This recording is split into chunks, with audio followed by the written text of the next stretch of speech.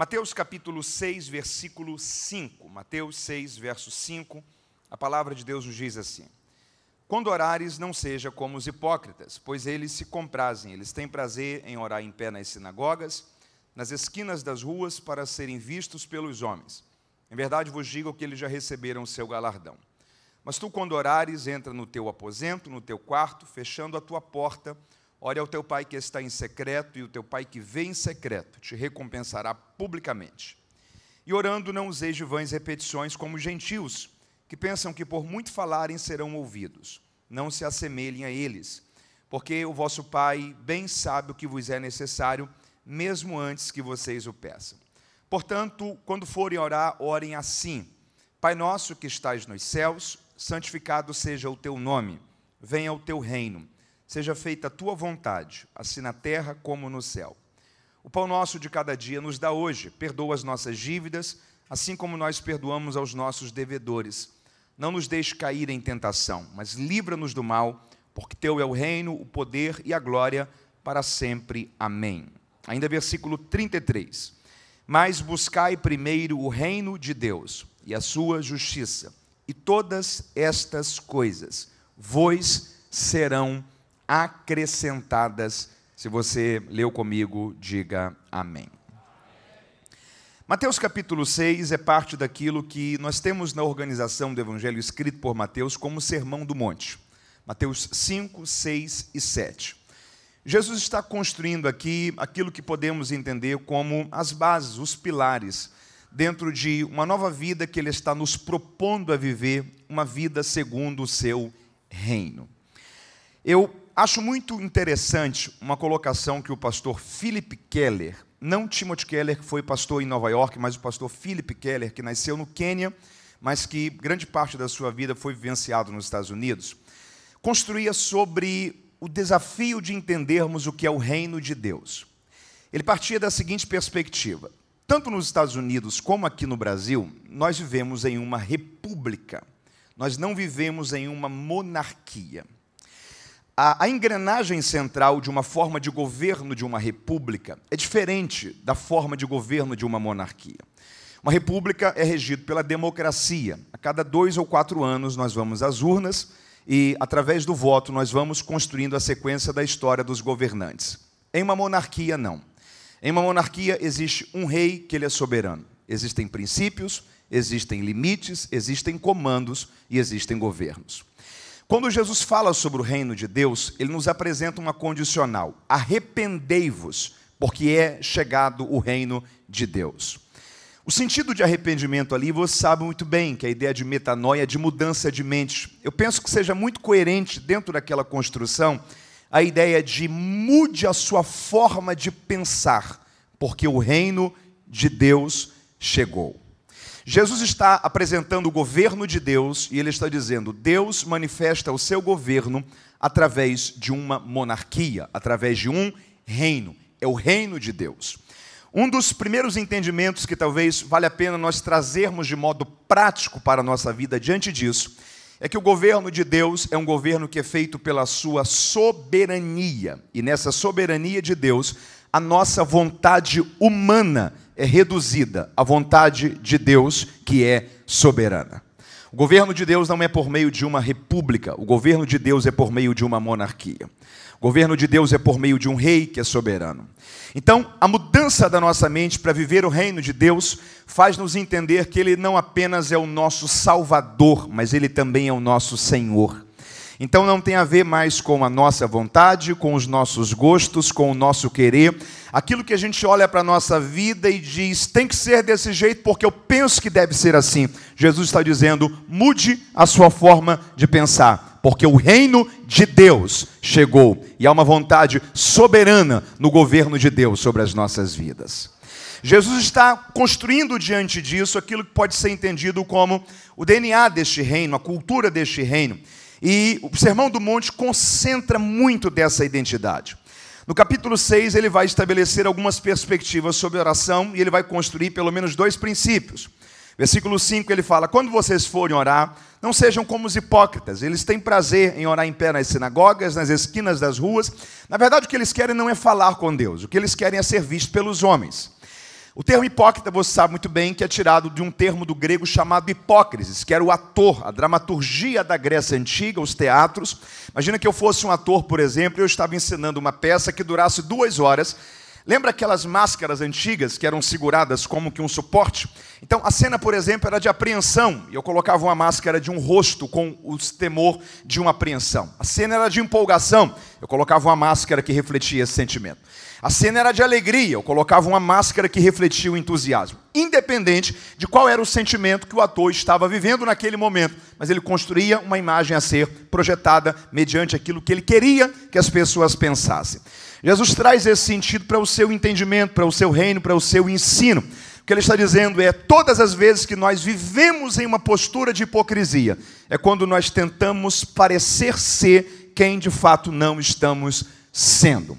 Jesus está, em primeiro lugar, orientando a gente aqui sobre o perigo de uma religiosidade de aparente. Jesus está dizendo, não reproduzam esse comportamento. Segundo lugar, versículo 7, ele diz, também não useis de vãs repetições. Aqui é um ponto curioso a ser entendido.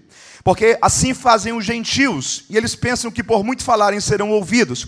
Não se assemelhem a eles, porque o vosso Pai Celestial bem sabe o que vos é necessário, mesmo antes que vocês o peçam. Olha que coisa curiosa isso daqui. Jesus está dizendo o seguinte, quando você vai orar e vai falar, o Pai já sabe o que você vai pedir. Se Ele já sabe o que eu vou pedir, por que é então que eu tenho que pedir? Jesus está construindo um entendimento aqui. A oração não é apenas um local para pedir. A oração, principalmente, é um lugar para se relacionar. A oração não é como um caixa eletrônico que eu vou para sacar. A oração é como uma mesa que eu me assento para ter comunhão. Jesus está construindo um entendimento aqui de nós entendermos que a perspectiva que Ele está construindo através da oração é um relacionamento, é uma caminhada a ser feita, é uma caminhada a ser construída, porque aquilo que eu vou abrir o meu coração para dizer, Ele já sabe. Por que é então que eu tenho que dizer? Para criar vínculo, para estar junto dEle, para criar relacionamento, para criar comunhão.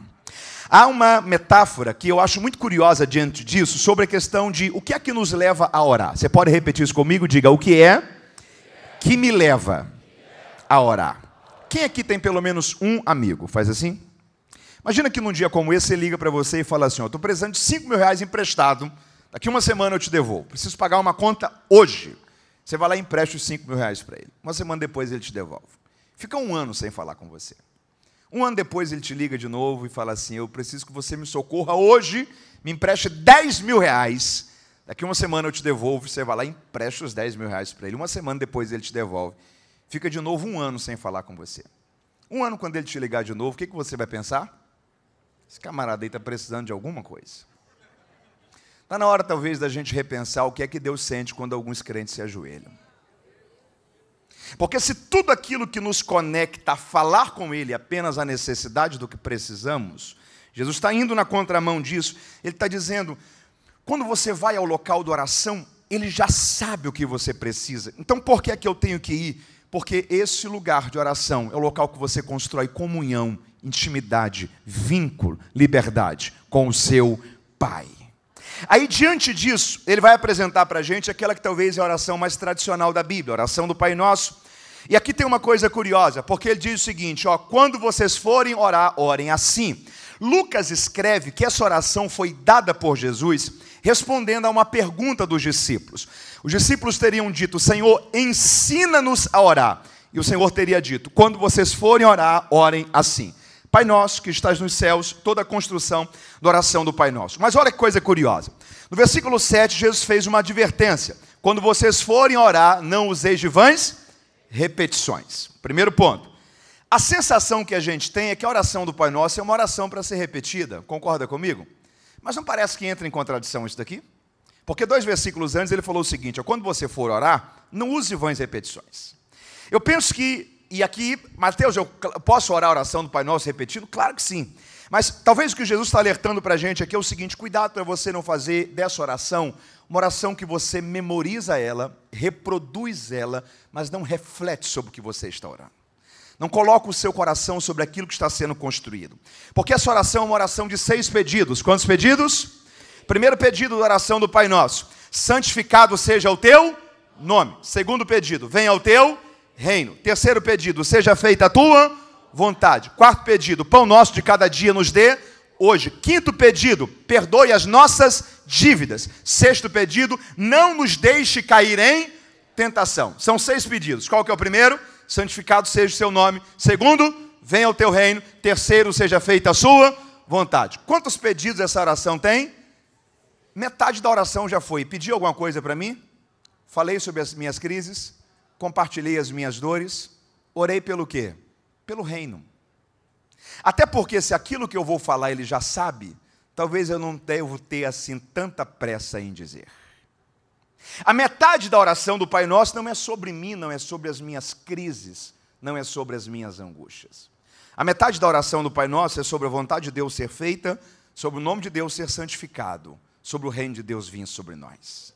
Aí, curiosamente, quando eu peço para mim, eu peço 3 coisas. Quantas coisas? E essas 3 coisas se resumem em 3 palavras: pão, perdão e proteção. Vamos lá, diga pão, perdão e proteção. Se você perceber, as nossas orações sempre se resumem nisso. Primeira coisa que a gente pede para a gente é sempre o quê? Pão. Pão não é só aquela porção que você se alimenta no café da manhã. Pão representa tudo aquilo que é a necessidade momentânea, mas que serve para hoje, mas amanhã já ficou obsoleto. É por isso que a oração não é pelo pão de amanhã, nem pelo pão de daqui a um mês. É o pão nosso, de cada dia. Por quê? Porque o pão de hoje serve para hoje. Amanhã você vai precisar novamente de pão. Por quê? Isso aqui envolve todas as nossas dores e as nossas crises. É o mês que chega até o dia 30 e você diz: Senhor, muito obrigado. Foi tudo pago. Aí o dia 1º olha para você e fala assim: oi, bom dia, você está bem? Aí você fala assim: opa, vamos de novo. Aí vence de novo um mês, você fala: Senhor, muito obrigado. Dia 1º olha de novo para você e fala assim: bom dia, como você está? De novo, por quê? Porque isso é pão.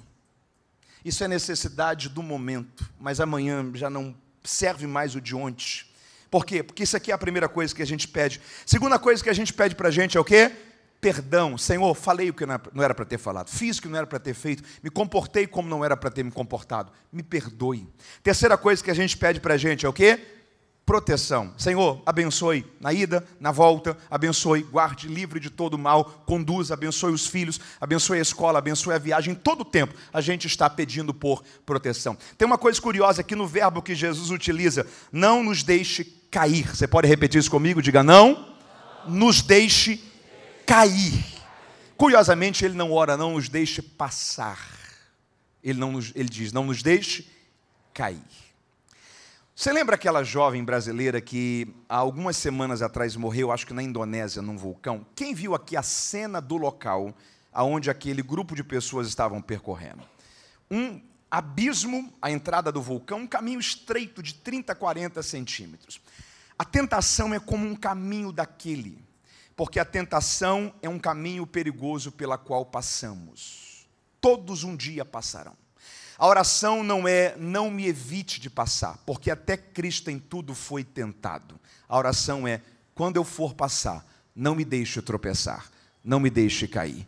Que eu passe por inteiro, que eu continue a trajetória, que a integridade seja permanecida, que o Senhor me sustente, não me deixe cair em tentação. Que todas as vezes que precisarmos do livramento, do cuidado, da proteção de Deus, que sempre haja uma porção de Deus para nos conduzir, para nos guardar, para nos fortalecer, e que a proteção do Senhor sempre esteja sobre a nossa vida. Você diz amém por isso? 3 coisas que a gente pede para a gente: é o quê? Pão, perdão e proteção. A grande maioria das nossas orações se resumem a isso. Como eu disse a você, eu penso que Jesus está ensinando para a gente aqui mais do que um modelo para a gente memorizar e repetir. Eu penso que Jesus está ensinando para a gente aqui princípios sobre o reino de Deus. E eu gostaria de partir para a parte final dessa mensagem falando sobre 3 desses princípios. Em primeiro lugar, a primeira grande verdade que Jesus está construindo aqui na oração do Pai Nosso: não se esqueça, você tem um Pai. Encontre o Pai que existe em Deus. Ele ora dizendo Pai Nosso, não apenas porque ele era o Filho unigênito. Ele está construindo uma cultura de paternidade. 382 vezes nos Evangelhos Jesus fala com o Pai. 2 vezes ele chama o Pai de Deus. 380 vezes ele chama o Pai de Pai. Curiosamente, as únicas duas vezes que ele chama o Pai de Deus é na cruz. Eli, Eli, lama sabachthani. Deus meu, por que me desamparaste? Mas aquela não foi a última fala de Jesus na cruz. A última fala de Jesus na cruz foi: Pai, em tuas mãos eu entrego o meu espírito. Porque até quando chamou Deus de Deus, ele terminou chamando Deus de Pai. Ele estava ensinando para a gente: ensine e encontre e ache, busque, acesse o Pai que existe em Deus. Ele é o seu Deus, mas também é o seu Pai. Veja Ele como Deus, respeite Ele como Deus, mas se relacione com Ele como Pai. Ele é alguém que você fala e Ele te ouve. Ele é alguém que tem prazer de ter os seus filhos junto da sua presença. Nós temos um Pai. Você pode louvá-lo e agradecê-lo por isso? Diga comigo bem forte, diga: eu sou um filho de Deus. Quando a gente fala sobre Deus, a gente fala sobre poderio, sobre majestade, sobre glória, sobre trono, sobre o governo. Há uma regra que ela é áurea no ambiente do poder. No ambiente do poder, nunca a pessoa é, a pessoa sempre está. Ok? Deixa eu dar um exemplo para você. O governador do Rio de Janeiro está no segundo mandato. Próxima eleição, provavelmente pela nossa Constituição e configuração, ele não pode permanecer concorrendo como governador. Acredito que ele tenha filhos. Em 4 anos, os filhos dele continuam sendo filhos dele, mas não mais filhos do governador. Ok? Porque o poder tem alternância. No ambiente do poder você nunca é, você sempre está. Aqui é uma coisa diferente de ser filho de Deus. Porque em 4 anos você é filho de Deus. Em 8 anos você é filho de Deus. Em 12 anos você é filho de Deus. Em 20 anos você é filho de Deus. Em 30 anos você é filho de Deus. Porque o seu poder é para sempre. Ele não está Deus, Ele é Deus. O seu poder é para sempre. O seu trono e o seu governo não tem fim. Quantos podem celebrá-lo pela paternidade dele sobre a nossa vida? Jesus está ensinando aqui um primeiro princípio. Não se esqueça, você tem um Pai que há em Deus. Então acesse o Pai que há em Deus. Paulo fala uma coisa muito curiosa na carta aos Gálatas, capítulo 3.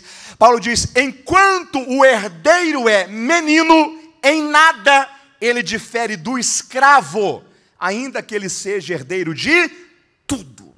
Sabe o que Paulo está dizendo? Filhos que não entenderam ainda o que é ser filhos, vivem vida semelhante à vida de escravos. Enquanto o herdeiro é menino, ele não consegue diferenciar, porque ele não alcançou ainda a plenitude da maturidade, ainda que seja filho, ainda que seja herdeiro de tudo. Levante sua mão e diga assim: Senhor, construa dentro de mim, a cada dia, a convicção e o entendimento do que é ser um filho de Deus. Primeira verdade central: nós temos um Pai, nós somos seus filhos, nós somos filhos de Deus. Segunda verdade central, Jesus está ensinando para a gente aqui, que a nossa vida reproduza o modelo de Deus. Que a nossa vida reproduza o modelo de Deus. Que seja feita a sua vontade na terra, assim como ela é feita no céu. Romanos capítulo 12, Paulo escreve: não vos conformeis com esse mundo, mas transformai-vos pela renovação da vossa mente. São 2 verbos que ele utiliza ali, diga comigo: conformar e transformar. Ambos os verbos têm a mesma base, que é o verbo formar. Dentro desse copo aqui tem água, sim ou não? Essa água aqui tem uma forma, sim ou não? Não. Se ela estivesse numa xícara, ela estaria na forma da xícara. Se ela estivesse em uma jarra, ela estaria na forma da jarra. Mas ela está em um copo. Então ela está na forma de um copo, porque ela se conforma. Ok?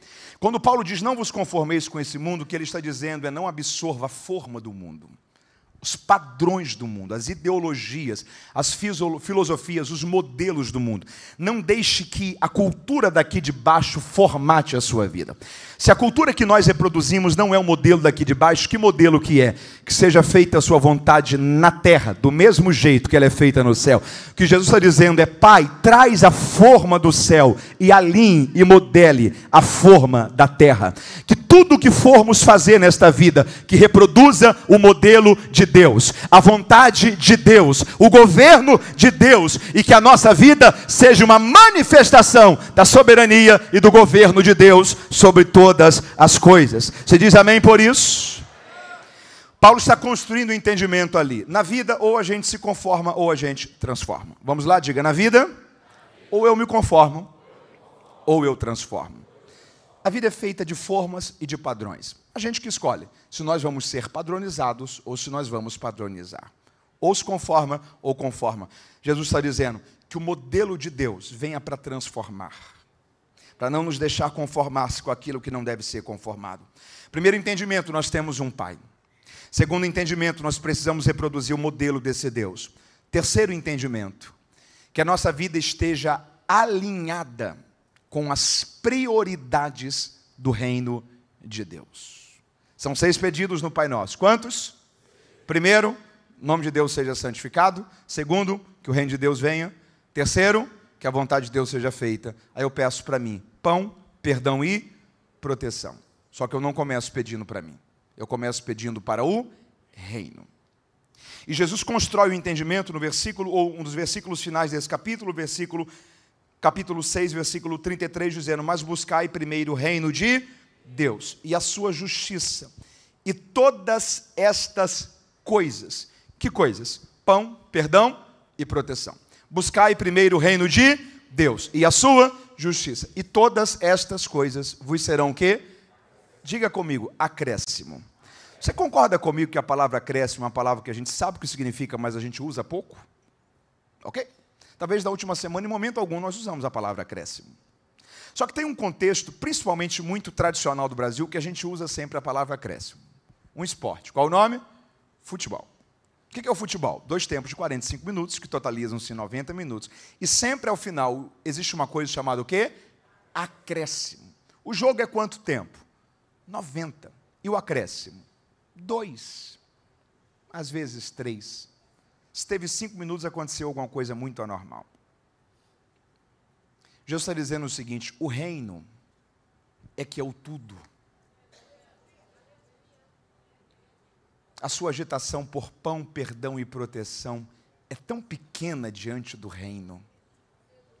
Se você alinhar a sua vida com as prioridades certas, você vai perceber que pão, perdão e proteção não irão faltar. Mas buscai primeiro o reino de Deus e a sua justiça, e todas estas outras coisas vos serão acrescentadas. O que Jesus está dizendo é: cuidado para você não viver uma vida em busca de pão, perdão e proteção, e negligenciando o reino de Deus. Mas se você priorizar o que é prioridade, você vai perceber que tudo aquilo que agita o seu coração é tão pouco. E aí tem uma coisa curiosa, porque ainda no capítulo 6, Jesus constrói um entendimento sobre ansiedade. Ele fala sobre 2 coisas. Em primeiro lugar, qual de vós que poderá, com a sua agitação, estender um pouco mais a sua vida, aumentar a sua estatura? Tem uma coisa curiosa, porque Jesus fala o seguinte: a nossa ansiedade não aumenta a vida. Isso aqui é a verdade explícita.